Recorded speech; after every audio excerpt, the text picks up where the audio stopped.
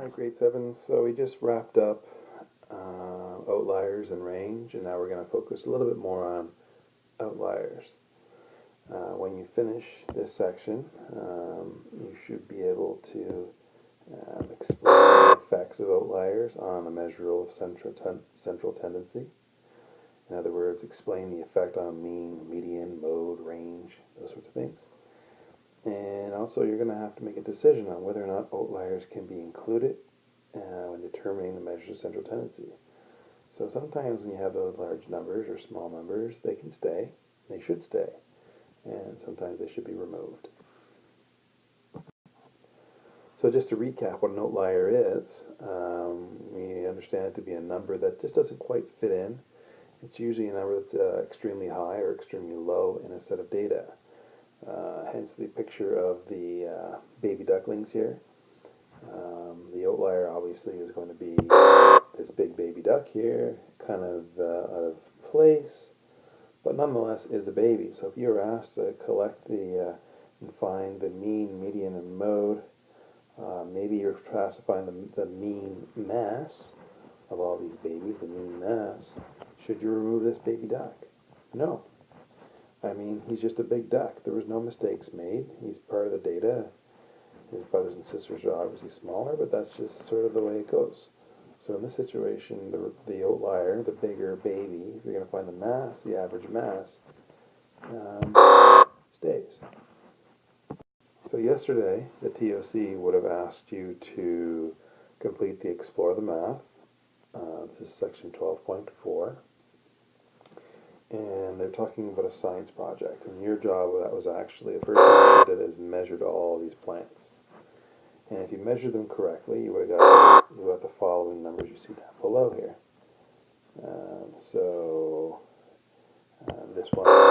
This one here is around 3 centimeters. This one was around 1.8, 3.1, 5, 3.2, and 2.8. From that point, you were asked some various questions. The questions would have been to calculate the mean, median, and mode using that set of data. Now, I have to erase this. Just erase that now. So the first thing you're asked to do is to find the mean, median, and mode and the range with the outlier in place. So the outlier, you would have determined earlier, was 5 centimeters. That was the kind of a big, large number that was a lot bigger than the others. And so your first set of data that would have went into here would look something like this. You would have a mean of 3.2. So the average plant height was 3.2. The middle plant height was 3.1. The largest value was 5. And if you subtract the smallest value, 1.8, you get the range of 3.2. And then the next question that came along was, well, what if you took the outlier out? What do things look like then? Well, this is how they change. Now your largest value, your outlier, is no longer 5. It's now 3.2. So what has changed most significantly? Well, let's take a look. The mean and the median, if you subtract without the outlier from with the outlier, there's a difference there of 0.4. The median is a difference of 0.1, and the range is quite significant as well. It looks like to be a difference of 1.8. The range was significantly affected. The median was minimally affected, and the mean was actually affected quite a bit by 0.4.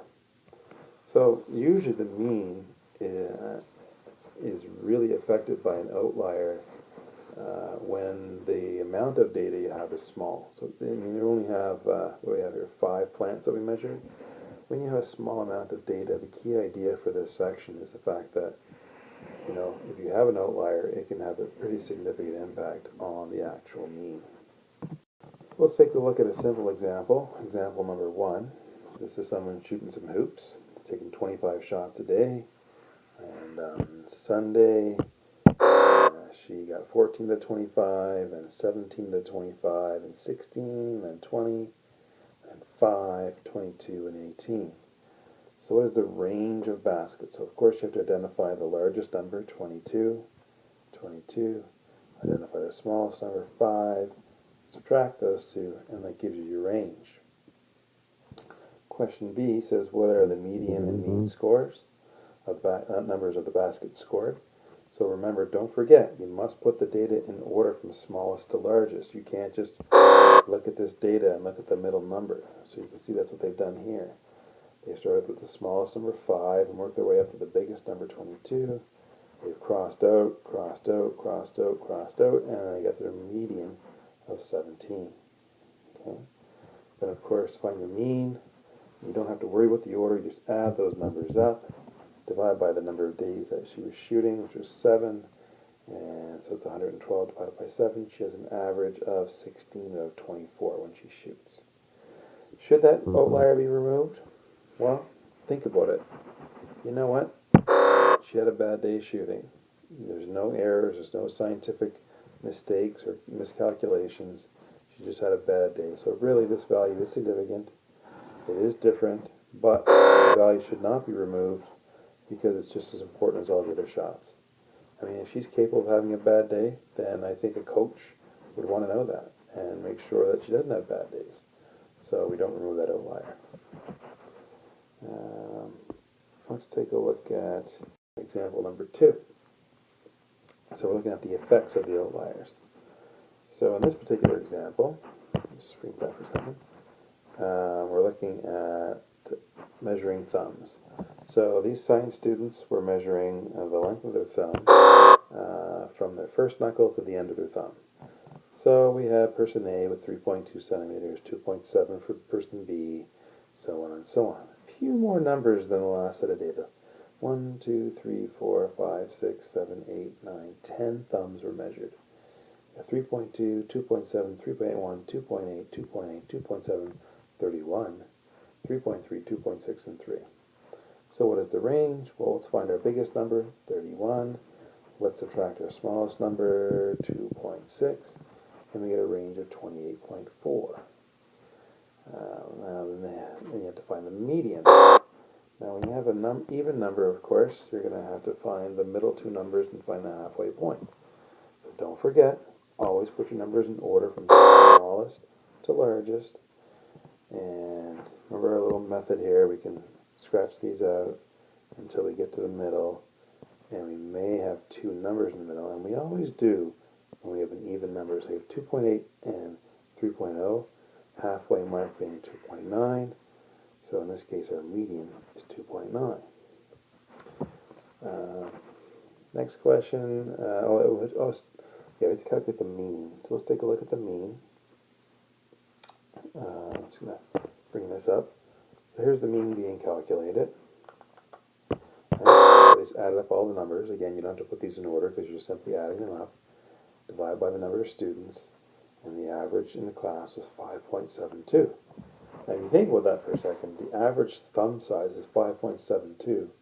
And you look up here and nobody's, with the exception of one person, no one's even above 3 centimeters. Well, barely 3.1, 3.3. So, obviously the outlier is having quite the impact here. So I guess the question is, should the outlier be removed? Because the value of 31 is the outlier. It's about 10 times greater than the other measurements, and it's most likely an error in recording. Maybe they measured millimeters, maybe they didn't put the decimal place between the 3 and the 1. So it's really important that we understand that an outlier like this doesn't belong. Okay. Now the last question is, how would removing the outlier affect the median and the mode? So they do that for you here. The new median ends up being 2.8, so that doesn't change too much. But what does change significantly is once you remove the outlier, the 31, now you only have 9 numbers, so you add them all up and divide by 9. You get an average of around 2.9, which makes more sense than the 5.72. Quite an impact. Okay, so press pause in the video now and take a few minutes and complete the show you know that follows example number 2.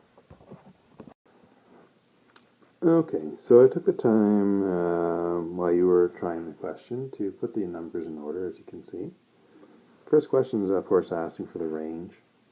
So I'm going to take my larger number, 40.4, and subtract 16.5. This is my largest, this is my smallest, so I'm going to subtract those two. 40.4, subtract 16.5.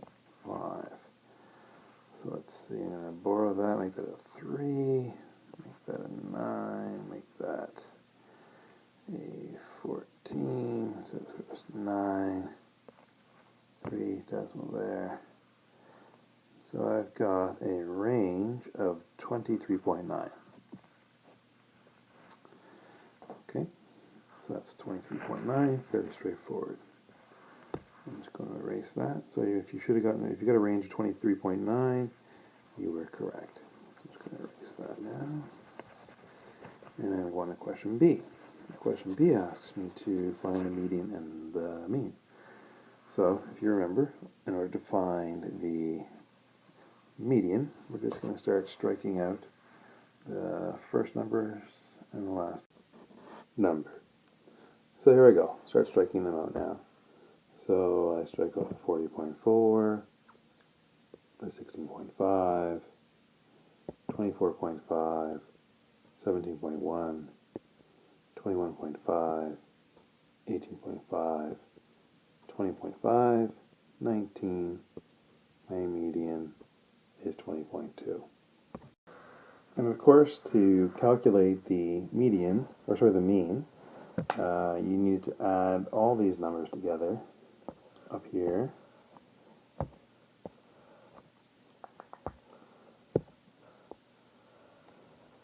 And divide by the number of numbers. So if you had done that, you would have got a mean of about 22. So if you added all these numbers together and divide by the number of numbers, which in this case there's 9 of them, so you divide by 9, you would have got a mean of 22. If you got that, give yourself a pat on the back. And now you ask yourself the question, are there any possible outliers? Well, one obvious one that I saw was 40.4, much bigger than the rest of the data. Should it be removed from the set of data? Explain why or why not. Well, what are we talking about? We're talking about the times recorded in seconds for runners in a race. Well, it could be a mistake, but most likely it's just a slow runner, so you need to include that number. So I would say, yeah, you know what, it's just as important as all the other times. It indicates that, sometimes we're good and sometimes they were fast or slow. So, really fast is a time like 17.1, pretty good. 16.5, those guys are pretty fast. There are also slow people in the world. So you keep those numbers. Alright, so now I'd like to turn to page 444. 444 and 445. And I want you to work on questions 1 through 7. 444 to 445, questions 1 through 7.